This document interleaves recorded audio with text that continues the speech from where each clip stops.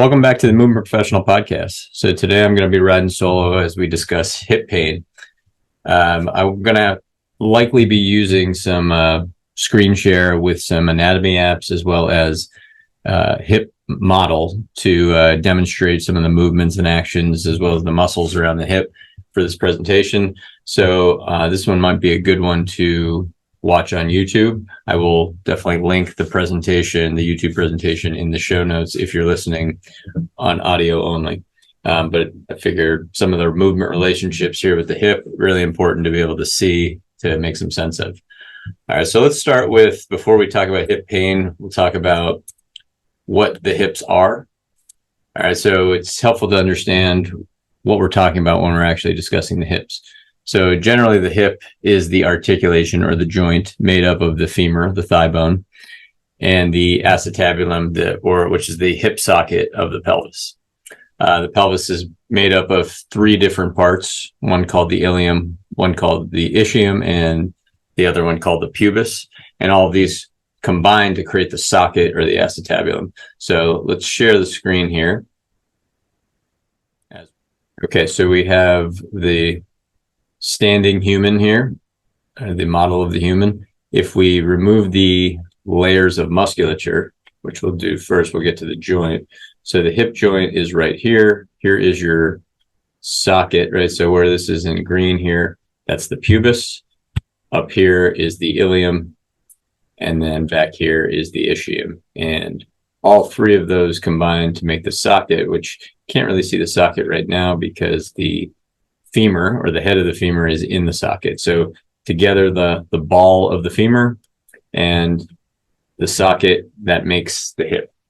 All right, so where we see the hip or we feel the hip tends to be actually through the groin. So if we add these layers of muscles back on, you can see where the hip is. It actually is through the groin. A lot of times when people discuss the hip, they discuss it as more the outside of the hip here, or sometimes they'll talk about their butt as the hip.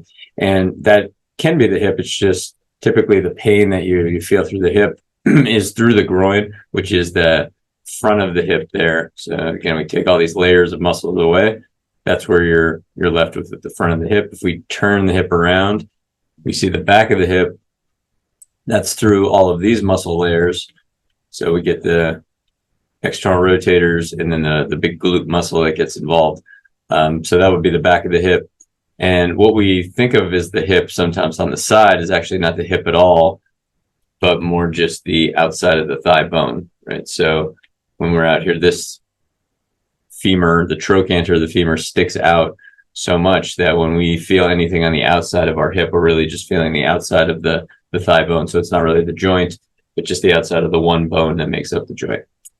So it's just good to get a sense of orientation there of what the hip is, because commonly we see three different types of hip pain, usually the front hip, anterior hip pain, outside hip, or really, again, the trochanter of the femur type pain, and then the back of the hip or posterior hip pain, which again goes through here, and there's all these muscles and even the sciatic nerve. So if we had the nerve here, the sciatic nerve runs down through there.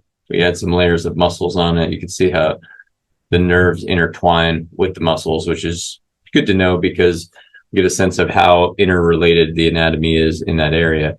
And when we're feeling pain in the back of the hip, a lot of times it's going to be through all that muscular layering. It's going to be hard to get right to the joint there. All right. So once we understand where the hips are, we want to understand what the hips do. And for that, this flexible pelvic model. So here we have the hip joint again. All right, and we're going to look at, there's three planes of motion of the hip. So we have the sagittal plane, which would be flexion of hip. So that is my pelvis is fixed, or the socket of the hip is fixed, and I am bringing the thigh bone up into flexion, or you can think of it as the thigh bone is coming towards the abdomen. Extension would be the opposite way, so it's coming away from the abdomen. And what's really important is that this pelvis here, or the socket, stays fixed. Because what tends to happen in many cases is if we're limited in any direction of motion, we'll get a certain amount of motion from the thigh bone, but then as an illusion, the pelvis will move and it makes us feel like we've gotten more motion in a direction than we actually have. So that's going to be important. The other way that we can talk about hip flexion would actually be the thigh bone stays fixed and the pelvis actually comes forward, or the abdomen, the socket comes towards the thigh, and then vice versa. I hold the femur fixed and I move the pelvis backward, and that becomes extension. All right, so if we also then look at what's called adduction and abduction, this is in the frontal plane. So if I have the thigh bone or the pelvis fixed, and I move the thigh bone towards my midline in any direction, that would become adduction. And if I move it away, it becomes abduction. Again, I can also hold the femur fixed, and if I move the pelvis, side bend the pelvis away, that's going to be adduction. And if I side bend the pelvis towards, that's going to be AB or abduction. All right, so then the last one would be internal and external rotation in the transverse plane. Internal rotation is I move the femur inward, I rotate it inward on a fixed pelvis or a fixed socket. External rotation is I move the femur outward on a fixed socket, or if I hold the femur stable and I move the pelvis outward, that's internal rotation. And if I move the pelvis inward on this fixed socket, that's external rotation.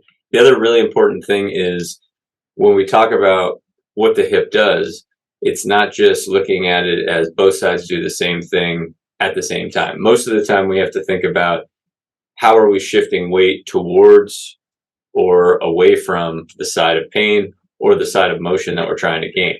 So if, for instance, we're trying to look at external rotation of the hip, if I'm turning my thigh outward, I get more external rotation if I actually shift my weight to the other side. So if you could think of external rotation as a pushing action, pushing the body towards the other side or away from the side that I'm working on, where internal rotation, I'm actually going to pull the body towards that side. And the same thing with adduction and extension. So internal rotation, adduction, extension, they pull the body towards the side, where external rotation, abduction, and flexion, they tend to move the body away from the side that you're trying to mobilize. And again, that's going to be important because if I'm limited in, say, external rotation, and that also is, I have pain on that side, if I just try to get external rotation on that side without also having a subsequent shifting away from that side, I might actually make the symptoms worse, or it certainly won't help. And I'm not going to be able to do what I'm intending to do. I'm not going to be able to get the motion I'm intending to get. So that's important as we start to look at some of the issues that we tend to see from a pain perspective. So next we'll look at some muscular relationships. The first one we can think of is the gluteus maximus. So let's go to the back side here. So that's right there. And that's your major external rotation or external rotator of the hip. It's also a major extensor of the hip. So the important thing here is the glute maximus. It will extend the hips while trying to move you away from the side that you're trying to extend. So that's really important. You can tend to feel the glute more when your hips get closer to full extension, as opposed to if your hips were starting in a little bit of flexion. And this is going to be an important distinction. So, because if we want to get the glute to be engaged, we usually want to do that when we need external rotation on a side, along with hip extension. So, and that feeling is either going to be bilaterally, I'm going to do some type of straight-legged bridge where I'm trying to get my hips as close to full extension as I can, and I'm working both sides at the same time. But a lot of times, if I'm just working one side, I want to use that leg to push me away from the side I'm trying to train. So I'm trying to engage that glute max on one side while I'm pushing my body weight to the other side. And that becomes a tricky relationship to train sometimes, but it's very important. Again, if you often try to just train both sides equally when there's pain, a lot of times you're not as effective. And we have to understand, if we're trying to get external rotation or if we're trying to get the glute max to fire, sometimes it won't work very well. We won't actually be able to feel the muscle contraction unless we're actually shifting our weight away from that side too. So it's really important to think of this muscle here as a pusher or a reacher. That feeling is that the thigh is getting longer when I'm trying to activate it. So I will put some exercises in the show notes, but you can think of your typical clamshell exercise, oftentimes it's done, in a way that's not very useful because we're just trying to pick the knee up and bring it down, where instead you can think about putting the body in the same position. But when we reach the thigh long and then try to roll the thigh up, we get a lot more activity in the gluteus maximus. And you can see the location of this. This is your tensor fasciae lata muscle. So when we start talking about outside or lateral hip pain, a lot of times the difference between engaging this muscle versus engaging this muscle back here really matters. This tensor fasciae lata goes right over that trochanter of the hip, and then the glute blends into that and then goes into this iliotibial band down here. But if we can get more action in the meat, this back pocket area of the glute maximus, a lot of times it takes stress off of the area of the trochanter where we may get that outside hip pain. But it's difficult to do because the glute is hip extension with external rotation. And a lot of times the body wants to bias towards hip flexion. So in being able to fire that hip external rotator, that glute maximus, really is an important thing to do. And we have to be able to do that while getting away from the side we're trying to train. And sometimes that is not easy for people. But that anatomy, I think, is pretty important because you can see it's a very close relationship. If we start activating too much of this tensor fasciae lata in the front, a lot of times we're going to make our pain worse, or certainly it's going to be hard to make it better. So being able to fire this glute max in the back is quite important. Another area to look at is the hamstring, and specifically what's called the proximal hamstring or the high hamstring. So let me remove this glute maximus. You can see this attachment. That's the semitendinosus, the biceps femoris. These are all different heads of the hamstring that we just collectively call one hamstring that goes into this ischial tuberosity right through there. So that we showed the pelvis earlier. This is the ischium. This is where the high hamstring attaches. And that is a hip extender. It's one of the more important hip extenders, but this muscle extends the hip while bringing you towards the side that you're trying to mobilize or trying to work. So when we're trying to work the hamstring or the high hamstring, the feeling is oftentimes that we're doing some type of posterior pelvic tilt or posterior orientation of the pelvis while we're trying to bring our body towards that side when we're doing it unilaterally. So we can theoretically, and often it's useful to be able to try to engage the glute max on one side while you're engaging the upper hamstring on the other side. So there's this push-pull relationship. This proximal hamstring is pulling us towards the side. We're extending our hip by pulling towards that side, where the glute maximus is pushing us more towards that side. So we're going to be having an opposite relationship there. We want if we're going to this, in this case, the left high hamstring, if we're trying to engage that, we would usually want to engage the right gluteus maximus on the other side. And again, that becomes important when we're working around certain symptoms. So another muscle that is important to take into account is some of these adductors, because a lot of times, let's look over here. So this is an adductor magnus. We have the gracilis, which is another adductor. These are just the inner thigh muscles, adductor longus, and they're going to work with that proximal hamstring to sort of pull the hip into the socket. It's like you're pulling the femur or the thigh bone more towards the socket. So again, it's continuing to pull us towards the side, which is often quite useful. If we do that well enough, we can often feel the muscle over here, the gluteus medius, and then even underneath that, the gluteus minimus. They tend to internally rotate the hip, but they do it all together with pulling us towards that side that we're trying to train. So what that can often appear like, if say we have some hip pain on the left side and we need hip extension, we need hip adduction, we need hip internal rotation on that side, we're going to want to train that by actually trying to also shift our weight to that side. Where if we were having maybe an issue with external rotation and we're still having pain, let's say on the left side, we may need to still move to the left side, but we're going to train the right side glute to push us more to the left, or vice versa, depending on what we're looking at there. So depending on the muscles that we're trying to train, where we shift our weight really matters.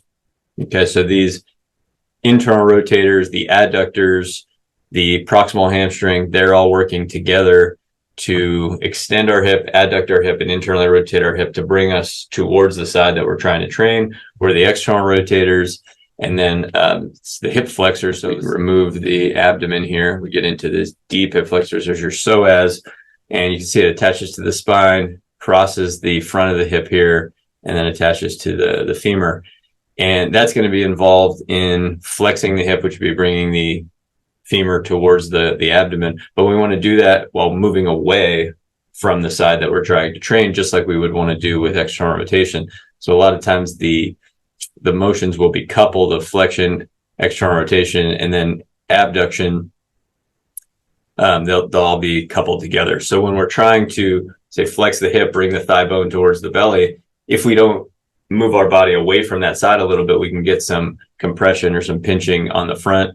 The other thing that's really important is just thinking about the core in general, right? So we can think of the core. It's not certainly one musculature. Just think about the abdominals, but anything that is in this trunk region that's resisting our pelvis from moving too much, right? So we need to be able to fix the pelvis if we want to move the femur. If we're trying to move the pelvis with the femur fixed, then we sort of let go of some of the tension in the abdomen, and we do that. But for the most part, when we're trying to direct motion at the hip, a lot of times we're trying to move the femur, and we don't want the pelvis to move too much. If it does, again, it's a compensation. We are not really getting the motion from the hip that we think we're getting. So the core acts as this way of resisting motion from the pelvis. We don't want the pelvis to tip forward if we're, say, trying to get hip extension. If we're trying to move the thigh bone backward in a certain direction, right? So if we think about moving this thigh bone backward, we don't want also the pelvis to rotate forward, right? Because then it's just sort of canceling out motion. We need this to stay fixed, and that's really where the feeling of working the core comes into play. Another important relationship to think about would be the breath, right? So we mentioned the coupling of flexion, abduction, external rotation. That tends to also couple with an inhalation. As we inhale, we expand, and the motion of external rotation, abduction, flexion, it's an expansive motion. We're moving away from the center of the body, and we're also reaching and pushing ourselves to the other side. So that tends to couple with inhalation, where on the exhalation, we're compressing towards the midline of the abdomen. It tends to help us pull ourselves towards a side. So if we're looking to gain extension, adduction, internal rotation, it goes well with an exhale, or the exhale will enhance that. So common areas of pain mentioned, I alluded to them earlier. So we have the front of the hip, we have the back of the hip, and then the side of the hip. So at the front of the hip, what some areas that could be involved with that would be the hip flexor muscles as they pass the front of the hip, the adductor muscles as they attach to the pelvis or the pubic region, which would go through the front of the hip. Can sometimes be abdominal attachments, areas of hernias. Oftentimes this cross pelvic position, which would be an extension of the lower back. The pelvis is rotating forward, and then we're responding to that by hyperextension in the lower back. What that does is it just moves the pelvis forward and sort of closes the eye. The socket closes over the front of the femur and creates more hip compression on the front side or the anterior side. On the back or the rear pain, that's often felt through the back pocket. If you go through enough muscles, you get to the back of the hip joint there, which we looked at. You got the sciatic nerve, which I showed before. Sometimes this is referred from the back. So if we get compression of the lower back from the same cross pelvic position, oftentimes you can get some pain that you feel into that sciatic region. And we would need to treat it the same way. We would still need to get motion from the hip. We'd still need to try to make sure that we're not moving more from the pelvis than we want to. But oftentimes, it's not a hip problem. It's not a compression at the hip, but it's more of a compression at the lower back that is moving pain downward into the area of the back of the hip. And then the side hip pain, which isn't really the hip, but again, the outside of the femur bone, the greater trochanter. It's a common area of muscle attachment. obvious, oftentimes the gluteus medius and minimus kind of needs to be engaged, but it also runs right through there, and that could be an area sometimes where you get some irritation in those muscles too, and that could be part of the feeling that you're getting there. Generally, the treatments become pretty similar no matter what pain you're getting. There just might be a different bias or a different focus. So for anterior hip pain, oftentimes our idea is to decompress the front of the hip. We want to open up the socket as much as we can on the front side. So it's important that we improve hip extension, adduction, and internal rotation towards the painful side. So we want to be teaching our body to shift weight, sometimes towards the painful side, but we have to do that in a manner that is pain-free, for one thing. And typically it will become less painful as we improve our hip extension, adduction, internal rotation. And then conversely, we want to improve external rotation, abduction, and flexion away from the painful side. So again, we may be getting that glut.max activity on the opposite side that's not painful. In order to do all this, we're looking to strengthen hip extensors, hip adductors in a pain-free manner. And we'll cautiously train the hip flexors, and we're going to often do that while shifting away from the painful side. And there needs to be a pretty good core focus. Like the focus would be to train from the center out, as opposed to, if we think about moving the hip at where the foot is going or where the knee is going, we want to first think about what's happening at the pelvis, what's happening at the trunk, and try to control that motion. Even if that feels like it limits our motion down lower, it's really important to train the hip from the center out. And it'll often feel restrained from a movement perspective, and it'll feel more like core work oftentimes when we do that. Posterior hip pain, oftentimes we're looking at decompressing the lower lumbar spine and trying to control rotation of the hip more from the center out. As I demonstrated before, it's important to look at training the gluteus maximus while we're shifting to the other side with the posterior hip pain presentation. And just like we talked about with hip pain on the front side, we want to improve hip extension, adduction, internal rotation toward the painful side, and then improve external rotation, abduction, and flexion away from the painful side.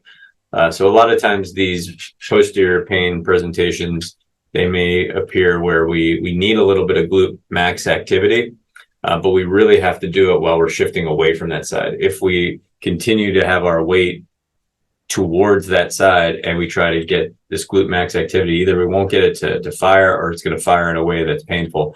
So we need this combination of training. Let's say if the pain is on the right side, we got to train some of the motions and the muscles on the left that pull us towards that left side, while we try to improve that external rotation on the right. If we just think about the external rotation on the right without that focus on shifting the weight to the left, a lot of times it makes the symptoms worse, or it becomes painful. And then the lateral hip pain, again, we talked about that as more of pain at the muscles that attach to the trochanter and cross through there. We just need to take stress off of that area. So where the muscles attached to the greater trochanter tend to be more distal, away from their more proximal or central attachment. So again, the focus is core to extremity, train from the center out as much as possible. So we want to see how can we get the hip musculature to fire more towards the center. So we're promoting hip and core strength. We want to focus on adductor strengthening with a core focus. So a lot of times the focus of engaging the adductors feels like a zipper, where if we say have somebody on their back, we might just tell them to think about bringing the hip into the socket while they're engaging their core, keeping their pelvis in a stabilized position. And if they can feel some engagement on the inner thigh, that moves pressure away from the outer thigh or the outer hip where they're getting the pain. So a lot of times working what feels again like anterior core across the front with an exhale, with a compression into the socket, trying to get the adductors to fire, can become a very useful starting point with outside hip pain. That's going to, again, couple with or eventually progress to improving range of motion and hip extension, adduction, and internal rotation, through greater ranges of motion. So we may start a lot of these actions in positions that look like a 90-90 position, where the hips are flexed at 90, the knees are flexed at 90, the back is stabilized on a table, and we try to get some of these muscle engagements there. But then we may try to progress that to positions where the hips are a little bit more extended, close to a 0-degree position as opposed to 90 degrees flexion. Can you still get some of the same actions where you're trying to pull into the socket without compensation of the pelvis moving forward, the lumbar spine extending too much? Again, it becomes a gradual progression of being able to control all of these actions at both the pelvis and the thigh bone, and feeling all these muscles integrating together, being able to shift weight away from a side towards a side, with movements that look more like functional movements, or movements that actually would be provoking pain in daily life. But a lot of times, no matter where the pain is, the treatment is the same. The focus might just be a little bit different, or the starting point might be a little bit different. Very rarely do we need to try to isolate the area of pain. We just usually need to train the body from the center out. We need to understand the difference between, muscle activities in the hip that shift towards a side, and muscle activities that shift us away from the side, and be able to go back and forth and sort of alternate between those two better and better. So in my experience with working with hip pain, it's a gradual process. We can't rush it, just because some of the concepts are so foreign to the body, and some of the muscle activity and the joint activity is really subtle. So it takes some motor learning, some time to learn. But once you get it, it becomes ingrained into your movement. It helps a lot of other movement outside of just rehab, right? So it helps you rotate, helps you, with athletic movement. It helps you move when you're running, because there's a lot of this is integrated throughout the whole body. The hips just play a major role in this lower core area, because they have the most available range of motion in the lower extremity. So being able to control all those planes of motion while we're also controlling that pelvic region becomes vital for most of the functional activity you'll have to do. But a lot of times it's a bit of a foreign concept to be able to integrate all of this together. So hopefully that was helpful. I know this is, a pretty complex topic. I'm going to put some videos in the show notes of different exercises and concepts that I've gone over before. Sometimes stuff is easier to see on video, through exercise. But I did my best to try to integrate some models, some, anatomy apps with the concept here. See you next time.